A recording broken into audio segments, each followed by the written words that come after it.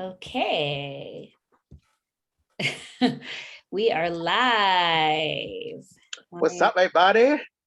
What's up, everybody? Welcome to the Silverson Sit-Down. We are very excited to have our inaugural Silverson Sit-Down. It's kind of inspired by our Meet the Singer back of the house. And we wanted to create something where we could talk to and introduce and celebrate all the awesome people we collaborate with, and maybe hopefully in the future bring some educational opportunities to you guys. So I'm Gail and this is Rob, in case you don't know us, and we are Silverson, and we are here today with the most awesome and amazing Sharon Roach. Hello. Thank you. And Sharon is a fellow member of our Songtown community. That's how we met originally. And I co-write with her a lot. So we've been co-writing for a couple of years, much like Rob and I. And she's she's really gotten really awesome at tracking and producing and songwriting. And so we're really excited to have her here today. Thank you so much for obliging. Yeah, learn more about what she's about, what she does. Thank you. So Sharon, to start off,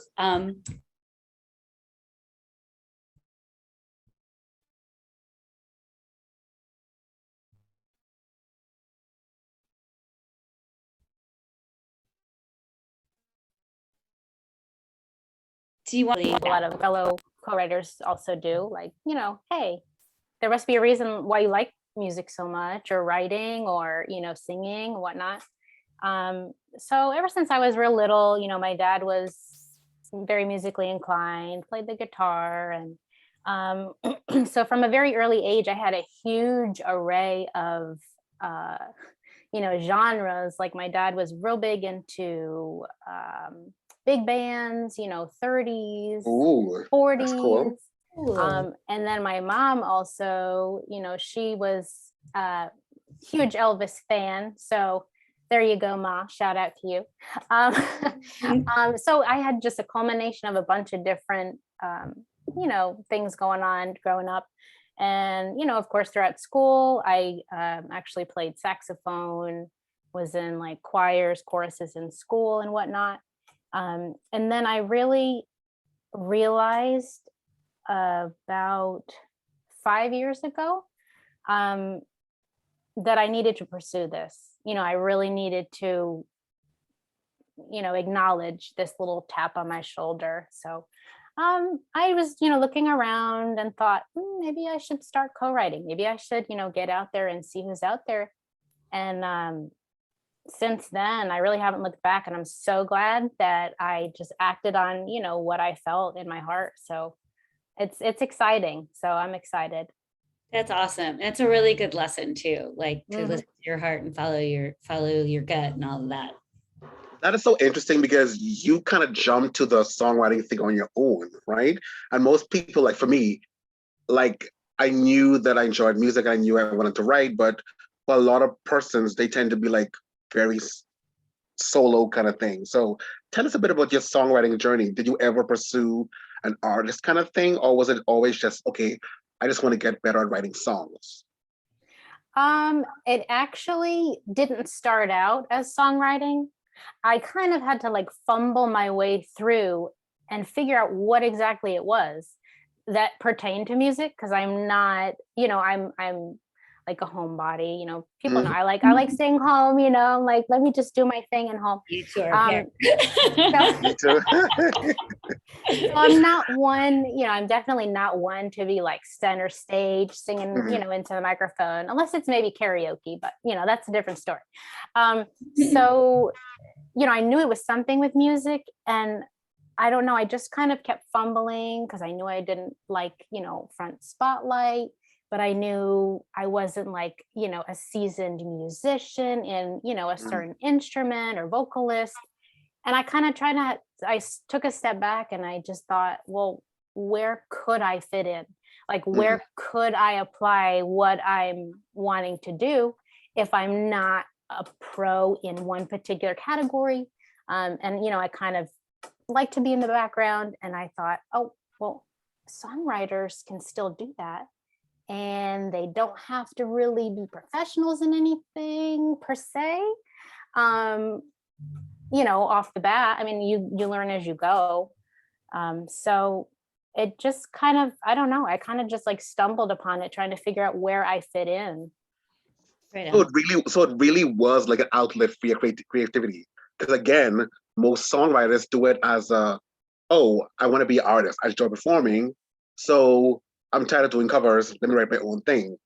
So for you, it's just like, oh, I want to be creative. How can I do this without having to leave my house? Yeah, I mean, yeah, and I love, I love meeting people, and I've met so many people, you guys, and just so many different co-writers. And I mean, I don't mind leaving my house, but like I feel like, in my own little head, I'm very productive when I'm just, Right. focused here in my own little space in my head. And I know, Sharon, because we've been writing together for a couple of years now, and both with another co-writer of ours, Dima, and just the two of us, and I've seen you like grow so much, and just you're always learning and improving what you do. But Thank you. for other people like that you might collaborate with, like what do you think what are your strengths? What do you like? What's the part of the writing process that you like the best, like when you come into a collaboration and stuff like that? Yeah. Well, I definitely like the production part. I mean, that's, something that, starting out as a songwriter, I kind of, people would ask me, where do you fit in? And I kind of took it as, well, I'm really new and I'm trying to figure that out. But I enjoy tracking, production. Mhm. So that's where I'm most comfortable right now. And everything's an improvement. Like, I'll write lyrics with co-writers, and, we'll kind of go back and forth on melodies.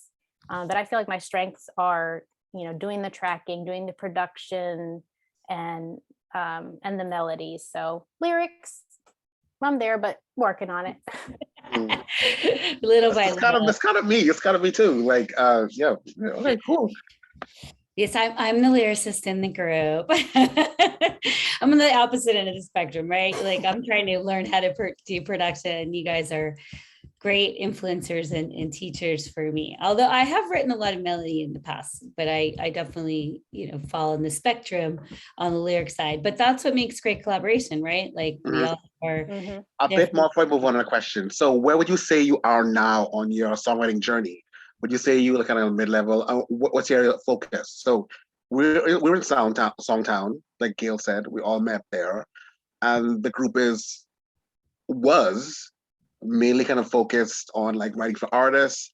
Is that a goal of yours, or is it other things? Is it sing stuff? Is it where are you in your songwriting journey? Right now, I'm really interested in writing for sync. And, we've done like, Gail and I have done a co-write, and, we're trying to aim at sync for. So right now, I know that's like a big hot thing. But right now, that's where I am. Maybe down the road somewhere for an artist. But I think sync is real hot right now. So it's something good to, jump into. Yeah, same for sure. here. Same here. Yeah. Yeah, we're all, I know, right? We're all trying to, it's definitely the sync licensing business has definitely blown up a lot the past few years, and there's a ton of opportunity and a ton of competition. So, but hopefully, so but there's so much content, right? Sorry, yeah, so much there's so much. content. Every streaming service has multiple shows, so it's not like we can have enough songs. Yeah, so that's just kind of good. Yeah, with all always like going to be looking. Netflix and Apple TV and Amazon and Hulu, they're just churning out, and all the shows seem to want music, and then there are some shows they're just so music heavy. I was just researching a show today, and one season, 352 songs they used. Whoa. Wow. That's a lot. That's like, 10, like, I don't know, 12 more, songs an episode. But it's just, you just don't know what's going to land where, and, learning the business, and then trying to make the connections, and, and then Ads too. Right. Advertising, Mhm. video games. There's so much content. There's Mhm. so much opportunity. And, so But can you imagine how boring it would be if that music was muted? Like, how, you know, Mm. like, so it's needed. right. Like Totally. watching a scene on mute, it's like, okay, well, so they're talking, but that's it, Yeah. Yep. So, and it's definitely, I mean, I've seen it grow huge amounts since I was releasing music as an artist. The last album, well, I did some solo stuff at my band. The last album was like 2005, and we got a little bit of placement, but it wasn't the business that it is now. Like yeah, it was just getting started. Like Alex Patsaveras had done the OC, and that was kind of a big, like, opening that door, and she started Chop Shop and all of that, and it's really blown up from there. So we have kind of a funny question for you. We tried to come up Okay. with some fun, like funny questions, try to get to know you a little better. So if you could only write one genre, one tempo, and play one instrument, what would you choose? If you had to pick one for the rest of your life. Oh my gosh. Start with a genre. Okay.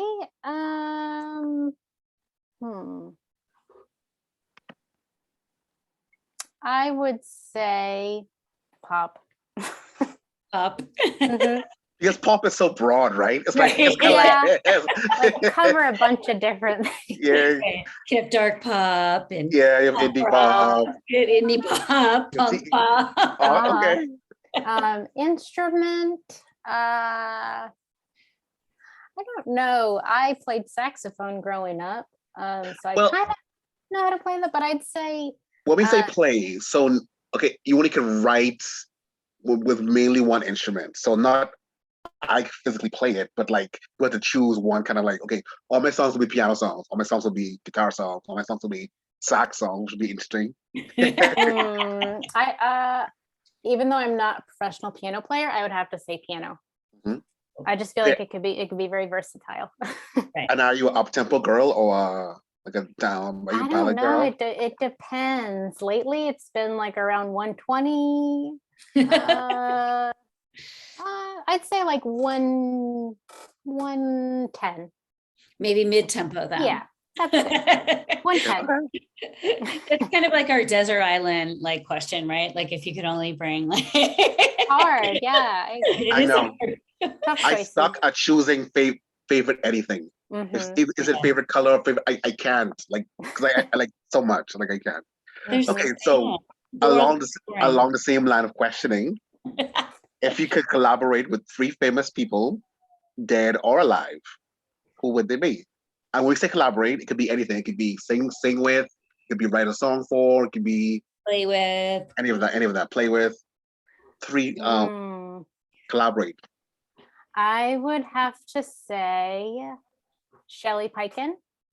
Who is that? I'm not sure if I'm saying her name right. She's Peiken? a songwriter, right? I'm not familiar with Yeah, she wrote like for Christina Aguilera and Okay. I think Natalie Imbruglia. And then I would definitely have to say Brian Wilson because he's very inspiring. Yes, and I think he's a great songwriter. And I don't know. Let's see. A third one. Any artist you would like to sing? You like to sing, write a song for, or any, or put someone you like produce with, maybe? Oh, it would be cool to like write for Dua Lipa, I think. That would be cool. Ooh, okay. Sharon and I actually have a song that we wrote that we would like Pink to sing. So or Pink. Yes. Yes. If anyone's listening and see when you ask me questions, I don't know. They just escape me. But yeah, Pink, Dua Lipa. I don't know. That's a pretty good list. And it's pretty you have a good spectrum there. Right? Like going in the Brian Wilson thing. I mean, that's, I know like a lot of people just his songwriting, would want to write with him. But then you have sort of the more current pop. And so I think that's pretty cool. And I think maybe it just kind of comes from like an array of like appreciating just totally different you know, parts of the spectrum, like, you know, Yeah. even with co-writing with people, you know, they're like, oh, you know, maybe pop, maybe syncish, maybe ambient. And I'm just open to, okay, yeah, if I can help, if I can, you know, make a track that's going to serve for your lyrics that you have. Because a lot of times that's usually, you know, if people know I do tracks, they'll say, oh, you know, I have lyrics. You think you can do, you know, a track. So, you know, there's things that, you know, I may be a little bit better at because I do it more. And, you know, just like with anything, the more you do, the better you get. But, you know, if they ask me, oh, you know, this should be like 40s, 30s sounding, yeah, I'll take a stab at it. Give me the brass and the woodwinds and all. See what I can do. So you really, I mean, so you're really going for the producer. Eventually, you want to be a producer for hire. You want to be that person who. Yeah, I would love to do that. That is awesome. Yeah, like my goal is to eventually get, you know, good enough with production where, you know, I could do the tracks, mix it, master it, and that's it. You know, like that's what I want to aspire to. Rob is So, like that. Yeah, Rob is like that too. I would love to do that too, but right now I just want to learn production. I just want to be half as good even as both of you guys are. And that would be yeah, such a good start if I could get there. And so, but yeah, because I've seen both of you guys just really, I mean, just grow and you're getting really good at the whole production and all of that. And you know, Rob's wants to learn mixing this year. So we all have our like different goals on the spectrum that we're trying to accomplish. So it is a journey, that is for sure. We'll rise together. Right? Exactly. See, I'll get on the ground floor with y'all, you know. We will get there. Right? So speaking of journey, so if you were talking to someone that was kind of just getting started, right, and getting started on their songwriting journey, and maybe kind of like where you were, not really sure, or just, you know, new to the whole business, what are like some industry tips or things that you've learned that you would share with them, that you wish you had maybe known when you started out, you know, that would have, or just anything, you know, anything that. And it's songwriting / production because you Stage as well. So any industry advice? Definitely the most important lesson that I have learned like throughout this journey is communication between people. I mean, you know, everybody knows how to communicate, but the importance of communication, like in networking and, you know, meeting new people, you learn so much that you didn't know, you know? And that's a good song title. I agree. You didn't know, you didn't know. Maybe it's a 3-way co-write. Right? Yeah. But yeah, definitely, you know, the importance of networking and also if you're driven, you can really learn what you need to learn. Like, you know, like I took those little courses on Songtown, or the little lessons, you know, and I forgot who it was, but they did the basic. It was like a 13 video for GarageBand. Is it Simon Reed? Simon something? I don't The remember. guy from Ireland. No. Yeah, I think that's no. Oh. It was somebody else. It was like super simple intro to GarageBand. This was like 2 years ago, maybe. I remember. And yeah, I just sat down and I watched one after the other, and I just applied, you know, what they said, and I'm like, I can do this. So it's super important, I think, to just dive into what you like or what you want to learn more about, because you can always learn more about, you know, anything. And with production, you know, I know that there's a lot of people that know a heck of a lot more than me, but then I also know that there's people that want to learn production, you know, like Gail, and you know, I can teach Gail what I've learned. And it's super important because, you know, I wouldn't want to keep that to myself. If I discovered something, I want to pass it on and say, oh, you know, look what you can do, you know? So I think it's super important to just be open to learning as well as teaching. and and just networking and communicating, super important. That is cool. A lot of people talk about the importance of like networking and who you know, being friendly, and also I think I heard this one supervisor was like, just be a person, right? Like don't be like, oh, give me, be a person, like just don't. And I watched something from on YouTube yesterday, and Issa Rae was talking to Ava DuVernay, and they're talking about what Ava learned before she got to where she got to, and she's like, when I was starting in the industry, like I was so needy and I was desperate, and it came across, and she called it like a stinky coat, whereas like like when she came around person, people were like, oh, you really needy. So it's like kind of learn and do what you can do where you're at. Ask for advice, but don't ask like, oh, I need you to help me do this thing. Like, don't be super, super, super needy.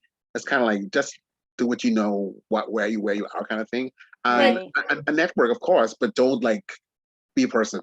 Well, and I think it's also the value proposition thing too. It's like you have to have a win-win for both sides, right? Like if you're just asking, and you're not giving anything back, then that's going to come across. So just be nice, be kind. And I think I think like exactly what you hit on, Gail, like it's compromise, with any kind of co-write, like maybe we were talking like maybe I want to write about what I'm feeling, but somebody else doesn't. So you kind of figure out where everybody fits in, for the better of whatever you're writing, whatever, So I think that's really important too, to be flexible and not, and like you said too, Rob, too. And I know one of the things that Sharon, you and I have talked about a lot is also, in collaborating, you find people, like you can collaborate with different people in different things, right? So like Sharon and I like to think like we like to write with each other because we don't mind going to a little bit of a weird place and not always like following the rules, right? Whereas like some of our co-writers, they're really strict about the rules and it has to be like this. And so, you can find different people to I guess, target different parts of you need. And if you need something like that's a little more artist or off center or whatever, then you find those people and then you write certain, like, or collaborate, you can collaborate with different people for different types of things, right? Like just to serve all your soul in all the different ways. Right. And I think it's just appropriate for, whatever you're doing. There's like, things that, times when you can bend the rules and times when you can't. So it's just like finding that happy medium. And, the people say like, oh, let the song write itself. And a lot of times it does, really. So, and that helps. It's always nice when that happens, right? When you have like the 10-minute songwriters. Well, yeah, we're just gonna pick a title, right? And then and then the song just spills out. Like what? Yeah, exactly. Yeah, Rob and I do that a lot. We're like, okay, we're gonna cut it off here. We're just gonna pick a title, and then all of a sudden it's like. Okay, so this is something on the opposite side. So we talked about three industry bits of information we can share. Is there any mistakes that you came across that kind of you learned from that you like to share with somebody in your songwriting / producing journey? Any mistakes that? Not beginning sooner. Honestly, that's it, but I'm glad I did, but basically not starting this sooner, like not going with my gut sooner. Right. As far as to, pursuing something that I've always felt like I, like had a calling to, so I would you say you overthought it, or why do you think it took so long? I felt like and maybe it was because I didn't know what specific avenue, because I knew like I wasn't I didn't want to be an artist. I didn't want to be like front center vocalist. And I was trying to figure out if and where I could fit in with the whole music spectrum. You know, and growing up, you know, you kind of just figure out, well, could I make a living doing that? That is a question. Not. You know, but then there it is, you know, in the back of your mind, it's like, okay, I give up. I'm giving in. Let's do this. Let's figure this out. So yeah, I think it's just because, you know, I mean, life is life. Stuff happens, and you know, you go down one path and you think, oh, this is fine. You know, this is what I'm supposed to do. But you know, in your heart, there's something else pulling. So you know, eventually, yeah, I had to like acknowledge, okay, yeah, I'm supposed to be doing something with music. So I think a lot of persons who aren't like out of college or high school, anyone of a certain age has that thing like, okay, well, you know what? Okay, be serious, be grown up, be reasonable. Well, let's make money. And I think my family just like, oh, you always on the computer talking to people. Like, okay, that's cool, but like, can that make you money? And I'm like, one day you'll see, one day. Right. And I will never forget, it's a quick story. So like, I remember, I'll never forget this because it had a super big impact. So I think it was like 6th grade, maybe 6th, 7th grade. And we had this assignment to pick a career and research the career, and 6th grade. something like that, somewhere around there. So I picked something with music, but we only had this little specific database to pick from. And so it like regurgitated this bluegrass musician for me. And I'm like, no, you know, this was the only option to pick. So quickly I'm like, okay, let's just pick teacher. You know, that's what I'll be. I'll just write on this.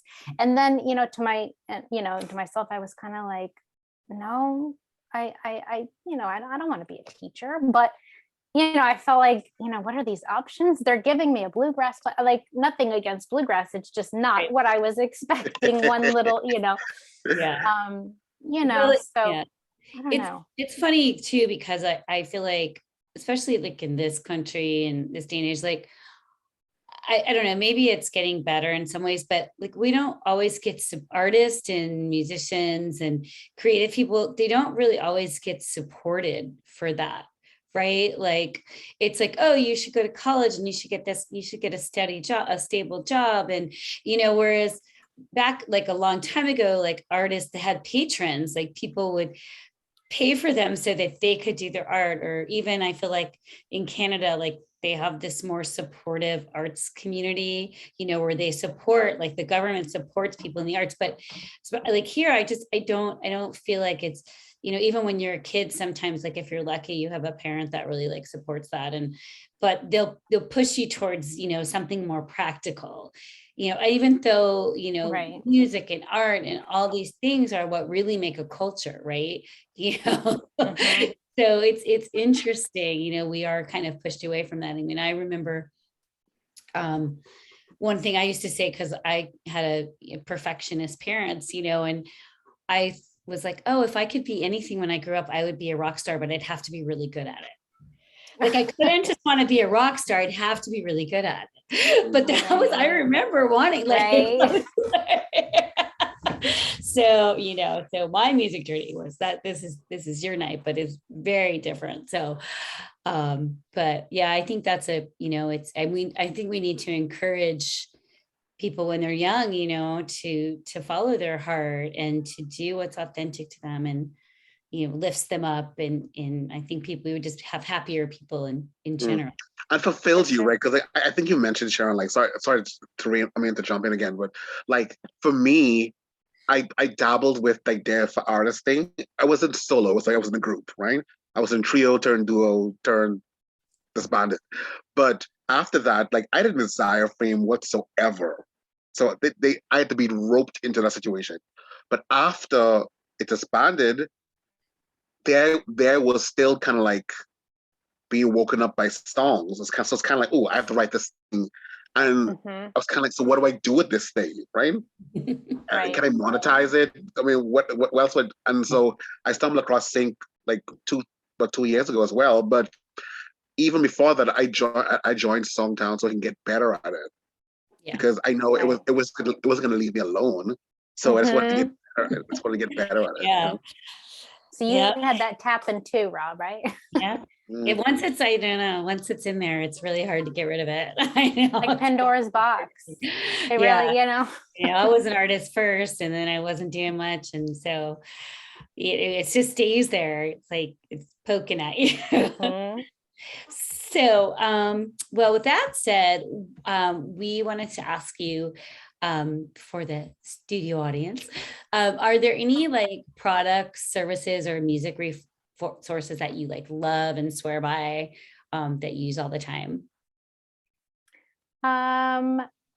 Well, I recently upgraded to Logic Pro, so I would say that's pretty awesome. I'm still like in the learning curve, but from what I have found, it's just like Christmas all over again. Like, oh my gosh. So I mean, so far so good with Logic Pro. So I'd say that. Any services or? Well, I use Logic Pro, and what else? There are some. So I have used some like online little like mastering things too, but I'd say yay for Logic Pro for right now. That's your any plugins or like music libraries, like for your sound pack, any sound packs, any? I'm still trying to get my feet wet in that stuff in here.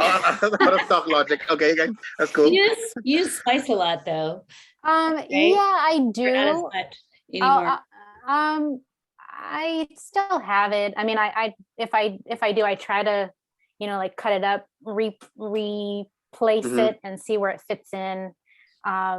Yeah, Splice is pretty cool too. But I don't know. I've been like kind of changing how I write sometimes. Like I'll usually like start off with like the melody and like use my keyboard here for something like synth or piano or whatever, and then add like Splice as jewelry, fill in. So that's kind of fun too. Yeah, me too. With transitions or like little whatever. Yeah. But and I guess I think that's like me just being like kind of newer to production. But I'm sure I'll find all those cool little plugins. Once you fall on a plugin, rabbit hole, trust me, it's a wrap. It's a wrap. Oh, Slate, all waves, all sound toys, all this. It's like what? Well, we do have a few more fun things before we kind of wrap it up, but we wanted to see if you wanted. Oh, Rob got blurry. Oh, there you go. Got blurry there. Do you have a song or a part of a song that you want to share that you like to play for the group or for the listeners? Do I have one? Would you like me that I'm working on right now? That you're working on, or that you could be something you're proud of lyrically, something you're proud of production wise, anything. I'm really proud of I'm proud of all everything that I've been involved with, and I try to do it the best I can with what I know. But I'm really proud of the one that we finished, Gail, you and I, The Real with My Devil. Do you want me to play a little bit of that? It's good. Do you have it up? I have it up. Yep. And let me. Thank you, Rob. Sure. I know that's I take it as high praise. Let me just make sure I have my computer audio on so everyone can hear. I'll just play like a verse and a chorus. Because okay. So I thank you for picking that one. This is a song that Sharon and I wrote together called Real with My Devil. And we are working on pitching it now. Jay Putty did helped us do some co-production and the mixing, and so we're pretty excited about it. So we hope you will like it. Down, down, down, down, down, down.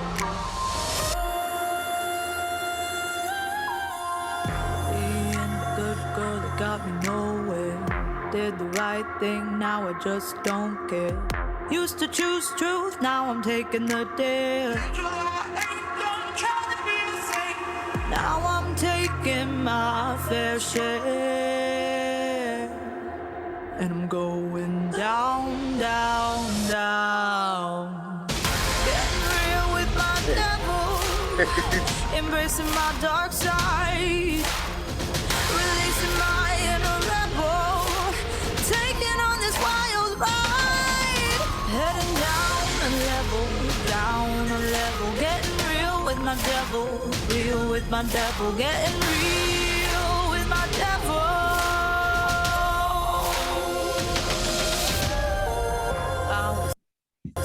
So that's a little bit of Real with My Devil, and we'll release. It's actually not really released anywhere yet, so you guys aren't going to be able to hear the full song yet. But we should talk about that. We'll get that released and out probably. FYI, Sharon, Gail let me hear it, and I was like, even prior to like Jay's sprinkles on it, I was like, ooh, it's really thought out, and the production was good. I was like, okay, this could be a hit. So thank you. We're hoping. Awesome. We're definitely hoping. So yeah. So Sharon, what talk to us a little bit. What are your goals for the upcoming year? And if there's anything like that you want to promote or talk about, anything else you want to share with our audience here, let it rip. Okay. This year I don't know how many songs got pitched last year, but this year I definitely want to pitch as many songs as I can. My goal this year, hopefully, is to get, I know that I have a couple things in a library, but it would be great to get a placement, just one this year. That would be wonderful. So that is my goal. Yes. Yes.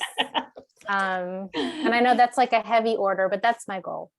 And just to get better at mixing, and like you, Rob, I know you said you're working on mixing and production and stuff, and I just really enjoy that. So I just want to further, my abilities in that, because I feel like, I'm just kind of like dabbling at the edge, and there's like all this other stuff that I can find out, and and just to go further with production, mixing, someday mastering, maybe not this year, but in the coming years, working towards that. Awesome. But go ahead. No, go ahead. Finish. No, I was just gonna say I'm really thankful to have been introduced to Songtown. And one of my very first co-writer, John Scoot, introduced me to Songtown, and I've met so many people and just learned so many things. And if you're just open to learning and teaching, then I just highly recommend it. It's very resourceful. Also, on Song You, they have a lot of good resources too, as far as reviewing or getting your songs reviewed and things. They have very good feedback with that. You actually get graded on an A through F scale, so I like that. On Song You. So yeah. Awesome. So, and Sharon, where can people find you? Like, if are you on socials, or where if they wanted to get a hold of you, what would be the best way to find you? Facebook, Instagram. I know I have my publisher company with ASCAP is Sharistic, so I think my Instagram is that. Don't quote me, but I'm on Instagram and Facebook and Twitter. No, I don't, not so much, but Facebook and Instagram. Cool. Awesome. Well, anything else? We love talking to you and hearing about your journey, and love working with you, of course. Anything else that before we sign off here? I know we've been on for a while, so no, just thank you guys. I'm really honored, to be on your Silverson Sitdown here. And Gail asked me, and I was like, she asked me? Thank you guys. So thank you so much. And I've been following you guys, and Silverson, go Silverson. You guys you're doing great. Like, I mean, I was telling Gail earlier, I just saw your post for the We Are One, and I literally just saw the loop that said We Are One, and I had it in my head, and I'm like, wait, I just listened to that over and over and over, and it's just like in my head, that one little line. So y'all are doing something right. Oh, thank you so much. Yeah, y'all are doing great. Appreciate that. That's awesome. Well, it's been really great having you. And, I think a year from now, we should have you back on again and like See where you at. where you're at and how far you've come. And I know it'll be lots We're of gonna toast those 5 placements. right? Yeah, I'm like, hey. Exactly. Right. Bring the champagne. Mhm. Yeah, but we should do a 3-way co-write too with that. We should do idea. that. Yeah, Oh, I yeah. think that would be fun. So we'll see if we can work that out. Well, thank Okay, you guys. so much. Thank you so much, Sharon. Thank And you. also, Everybody for listening. Sorry, Rob, go. we intend to be doing this sit down with Silverson every month. So stay tuned for our next guest, and we hope that you guys can check in next time as well. Awesome. Thank you guys so much Bye, again. everyone. Bye. Now, how do I stop this thing? Okay, let's see. There we go. Still recording. It's still recording? recording, but I stopped the live stream. I did that. Okay. Okay, there we go. Stop. Yes.